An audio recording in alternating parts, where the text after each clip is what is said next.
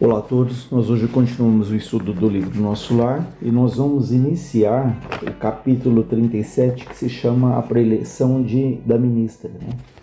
A palestra aqui da ministra veneranda. Então vamos lá. No curso de trabalhos do dia imediato, grande era o meu interesse pela conferência da ministra veneranda. Ciente de que necessitaria permissão, entendi-me com Tobias a respeito. Essas aulas, disse Tobias, são ouvidas somente pelos espíritos sinceramente interessados. Os instrutores aqui não podem perder tempo.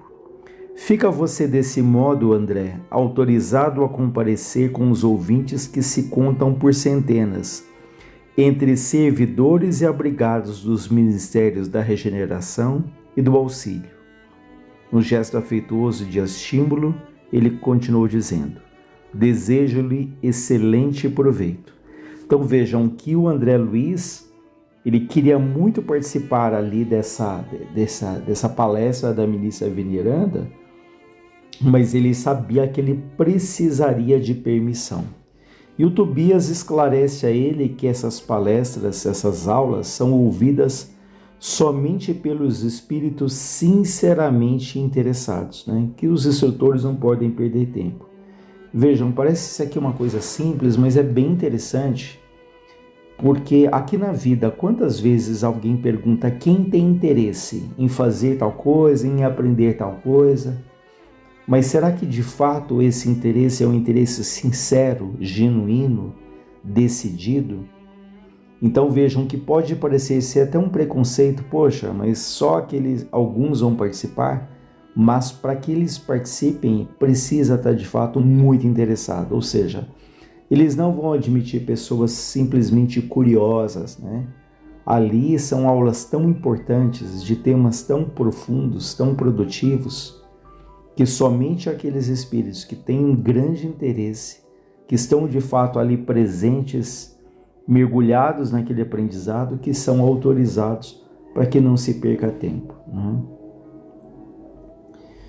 E a gente fica pensando em tantas situações aqui na Terra que a gente sabe, né, que a gente tem interesse, mas no entanto esse interesse às vezes não passa mais do que uma curiosidade. Quantas vezes a gente começa um livro, começa a fazer um curso, começa uma atividade até assistencial numa casa beneficente, e pouco tempo depois a gente já desiste, né? Surgindo ali os primeiros obstáculos, alegando sobrecarga, alegando cansaço, que aquilo não nos satisfaz, o que é natural que algumas coisas a gente comece e pare. O problema é que quando isso vira uma constante, né? Então, que falta de fato um interesse genuíno ali, persistente, para que a gente aprenda, para que a gente cresça, para que a gente amadureça. E o André Luiz continua dizendo: transcorreu o novo dia em serviço ativo. O contato da minha mãe, suas belas observações relativas à prática do bem, enchiam-me o espírito de sublime conforto. A princípio, logo após o despertar, aqueles esclarecimentos sobre o bônus hora me haviam suscitado certas interrogações de vulto. Como poderia estar a compensação da hora afeta a Deus? Então lembrem que o bônus hora é aquele pagamento, aquele crédito que os espíritos recebem em nosso lar pelas horas de trabalho dedicadas. E a mãe dele tinha falado no capítulo anterior que todos recebem que trabalham, mas que o valor real da hora, isso só Deus pode determinar, não é? Por quê? Duas pessoas podem trabalhar aqui na Terra o mesmo número de horas, ganharem o mesmo salário, o mesmo pagamento. No entanto, às vezes a maneira com que essas pessoas trabalham é absolutamente diferente. Uma trabalha ali de bom humor, uma trabalha ali focada ali no cliente, tentando ajudar as pessoas, e o outro trabalha as mesmas horas, mas arrastando e, como diz popularmente, empurrando com a barriga, né? Fazendo ali corpo mole, aqueles que pegam até atestados que não são reais, que inventam que a tia morreu, que teve uma doença, enfim. Então vejam, as horas trabalhadas foram as mesmas. O pagamento do salário talvez seja o mesmo, mas a dedicação, o aproveitamento daquela hora pode ser absolutamente diferente de uma pessoa para outra. Então ela diz que os espíritos em nosso lar, eles contam as horas, eles administram as horas que cada um vai receber, mas que o valor real dessas horas, isso só pertence ali a Deus, né? Porque Ele sabe de que maneira nós usamos esses momentos de trabalho. Então, ela vai continuar para entendermos ainda melhor. O André Luiz fala, não era atribuição do administrador espiritual ou humano a contagem do tempo? Tobias, porém, esclarecer a minha inteligência faminta de luz. Aos administradores em geral impede, não é impede, é impende, desculpa. Aos administradores em geral impende, ou seja, compete a obrigação de contar o tempo de serviço, sendo justo igualmente instituírem elementos de respeito e consideração ao mérito do trabalhador. Então, os administradores em geral, eles têm a função de fazer a contagem, de fazer ali os méritos ao trabalhador. Mas quanto ao valor essencial do aproveitamento justo, só mesmo as forças divinas podem determinar com exatidão. Há servidores que depois de 40 anos de atividade especial, delas se retiram com a mesma incipiência da primeira hora, provando que gastaram tempo sem empregar dedicação espiritual. Assim como existem homens que, atingindo 100 anos de existência, saem dessa existência com a mesma ignorância da idade infantil. Então vejam que há pessoas que trabalham e que depois de 40 anos de atividade, saem daqueles 40 anos ainda imaturos. Isso a gente vê aqui na Terra. Pessoas ali que já têm uma idade avançada, madura, e que têm comportamentos às vezes que são infantis, né? Que não tomam nenhuma decisão, que só reclamam. Então vejam, é aquele exemplo que foi dito, que pessoas que às vezes trabalham, e trabalham muito tempo, mas não crescem com aquela tarefa, não é? Não fazem ali com amor, com dedicação. Tanto é precioso o conceito da sua mãe, disse Tobias, que basta lembrar as horas dos homens bons e dos maus. Nos primeiros, dos homens bons, transformam-se em celeiros de bênçãos do Eterno. Nos segundos, dos homens maus, látegos de tormento e remorso, ou seja, instrumentos de tortura, de remorso, como se fossem entes malditos. Cada filho acerta as contas com o Pai, com Deus, conforme o emprego da oportunidade ou segundo as suas obras. Então vejam que ele fala que basta lembrar as horas dos homens bons e maus.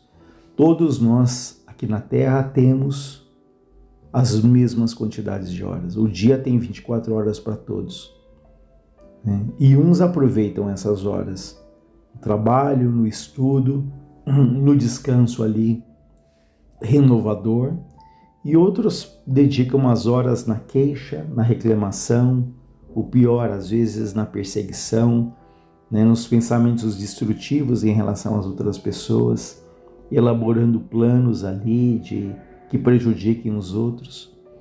Então, é uma reflexão bem interessante para todos nós, de que maneira temos aproveitado as nossas horas, né? Essas horas que são ali um bem precioso que Deus coloca à nossa disposição. Quantas vezes alegamos que não temos tempo, que não temos saúde?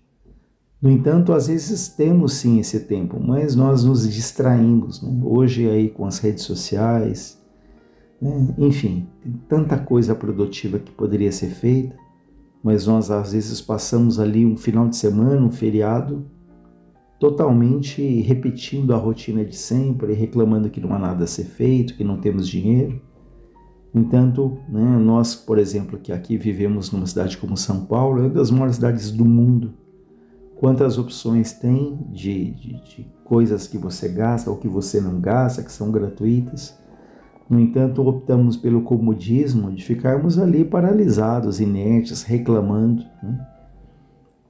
Enfim, é uma reflexão muito oportuna como temos usado as nossas horas, né? Que proveito temos feito do tempo, né? Será que temos criado memórias? Enfim,